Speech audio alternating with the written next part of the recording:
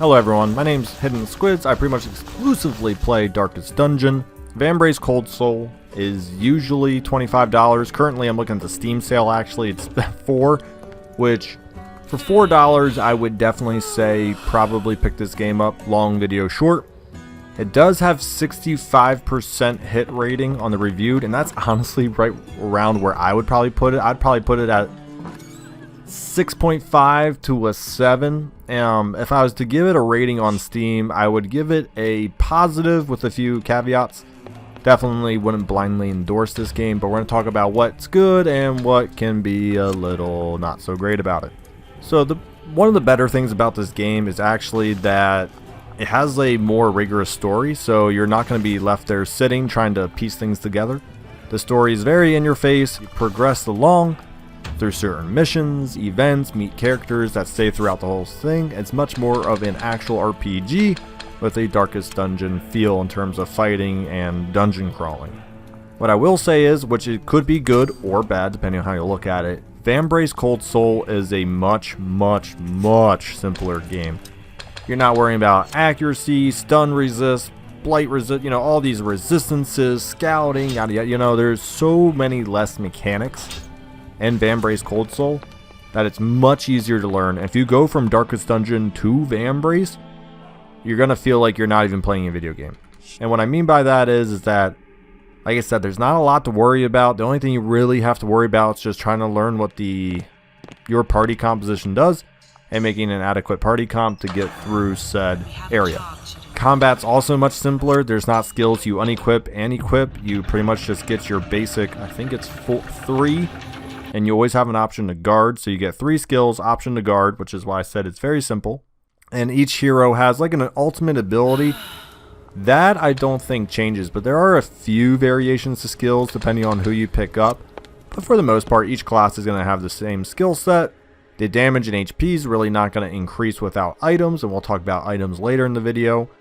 So your combat's pretty basic. The enemies are pretty basic. It's a game where you do like 3 and 4 damage. You're not popping off like 60 crits like you can later in Darkest Dungeon. Doing 6 to 8 damage in this game is pretty massive, as most enemies' HP typically ranks anywhere between 5 and 8 HP. If it's a boss, it can be up to who knows how much depending on how far you are in the game. The other things that's really important with that combat, you obviously keep one main character the whole time. So you're constantly upgrading that character via either a better item, or that character is getting, I think they call them legacy points or something, I can't remember. But you do get to put stat boost into a few categories. I think you get, I want to say 5 or 6 by the end game. So that makes your character a little stronger, feels like you're keeping some stuff. So that's what I'm saying. It's a much more story-esque game and following one person, rather than sending people into the meat grinder. Now you probably will select a different party every dungeon level, and we'll talk about that here soon, but those don't last too terribly long. So I've played the game for 18 hours, and a lot of that is probably grinding for some of the best items at the end game, leaving it up for video reasons, and also I guess just initial learning confusion. You can probably finish this game in 12 to 15 hours if you like kind of go slow and really push for things. It should not take you 18. It's a shorter game obviously, which is nice. Each dungeon run or completion is probably anywhere between 45 and 60 minutes depending on how new you are to the game, how well you're going, how many fights you take. So there's that. So it's a much shorter. There's not that many quests, and that's why it takes about 12 to 15 hours. And it could take you longer if you read really, I won't say read slow, but if you read everything and interact with everyone, it could be maybe about an 18-hour game actually. And I'm going to reiterate one more time. The fighting is very simplified, obviously on your side and the enemy side, so I will admit fights get really repetitive quickly. Like, even though you're not in the area for more than 40 to 60 minutes, you take like a couple of the same fights, you're like, alright, I'm done. Because there's really not that much extra to do, because all you're doing is just clicking the same buttons. It does keep it a little lively though, because you are swapping, you go to like a different sector every new event essentially, which does keep the game at least a little fresher. But like I said, those fights can get really boring really quick, and that's probably my main gripe in this game, is the combat's a little mediocre. way too simple, feels way too mobile-esque, where they're like, well, we don't want to give you too many buttons and things to worry about.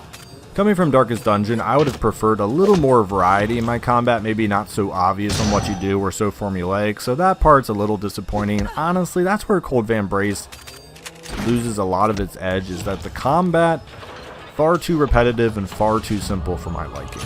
I think that graphics look great, the story wasn't bad, the character options are pretty good, but overall the combat was just kind of blah. And one more time, what is surprising though is the actual variety of heroes they have. I never really got to use all of them that well or that effectively. I kind of picked a few that worked really well anywhere, but I will give them props. There was actually a decent variety of heroes and skills you could try to build your party around.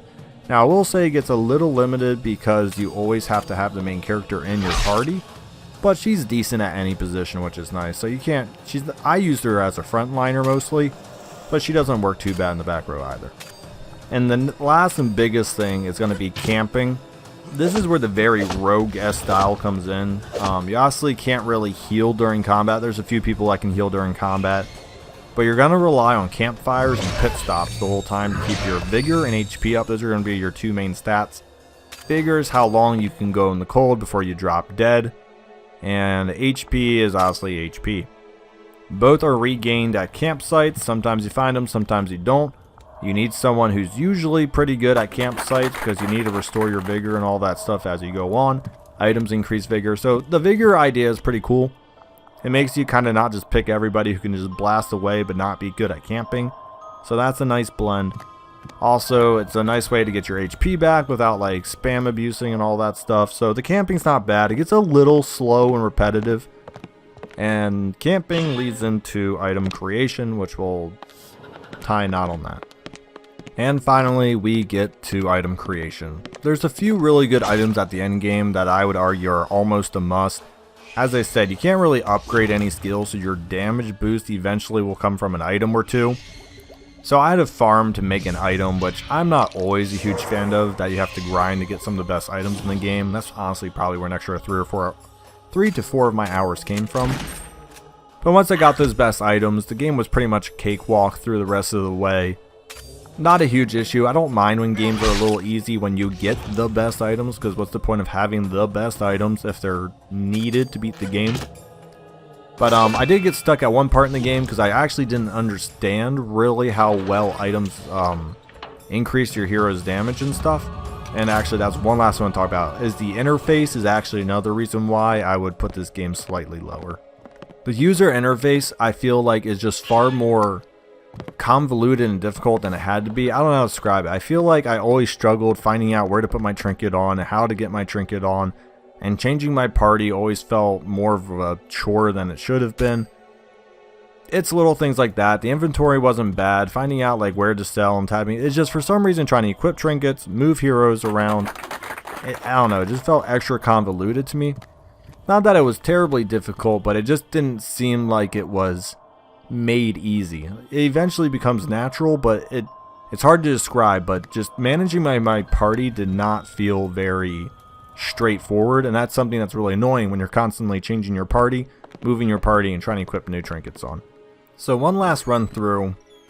It's different enough to be fun, and I will admit I am playing a second time through because the main story does actually have different endings, and there's different options throughout the story, so it actually has some decent replayability, which is why I'm playing it again. Am I going to play it a third time? No way. Am I going to finish the second time? Maybe, probably not. It might take me a long time. Just like I said, if the combat was more interactive, I would actually give this game probably an 8 or 9 out of 10.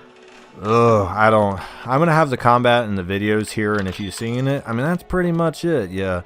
You shoot, you shoot, you shoot, maybe you horn, you shoot. Like, it's a little too straightforward. It's a little too just blow them up. I don't know. Maybe I didn't play enough different combos and stuff, but what seemed to work was just going damage and then healing at camp. I mean, it just didn't seem very strategic at times. And like I said, I could have missed stuff, obviously. Only played it 18 hours, and I did split probably the first 11, last 7 like months, if not a year apart, so there's definitely a way I missed some stuff. But the game is different enough. You follow a main character, the story's pretty good, Graphics are nice. Just really combat and interface is where this game gets massively pulled down, though. That's my opinion. If the combat doesn't bother you, this is definitely a game for you. If you're like, yeah, I don't want that, I don't care how good the story is, the combat's just too blah, yeah, you should probably stay away from it. Thank you for watching. If you have any other further questions about the game, feel free to put them down in the comments below, and I'll see if I can answer them without spoiling anything.